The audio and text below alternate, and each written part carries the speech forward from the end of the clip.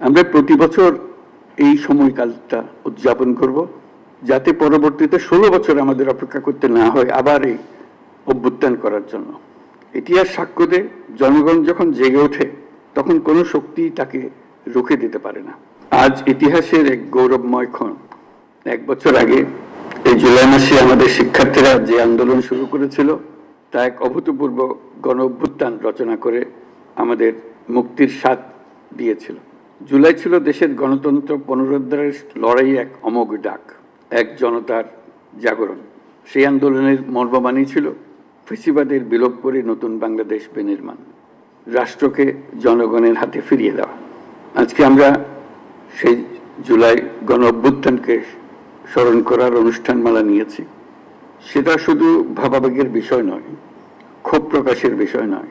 আমরা 16 বছর পরে বিরাট বিদ্রোহ ঘোষণা করেছিলাম যে অভ্যুত্থানের মাধ্যমে, এবং যে কারণে অভ্যুত্থান হয়েছিল তাৎক্ষণিক যেটা টার্গেট ছিল সেটা আমরা অর্জন করেছি।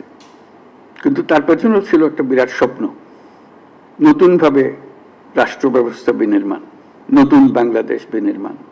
আমরা প্রতি বছর এই সময়কালটা উদযাপন করব, যাতে পরবর্তীতে 16 বছর আমাদের অপেক্ষা করতে না হয় আবার এই অভ্যুত্থান করার জন্য। স্বৈরাচারের প্রথম পাতা মেলার আগেই যেন আমরা তাকে ধরে ফেলতে পারি, 16 বছর যেন আমাদের অপেক্ষা করতে না হয়।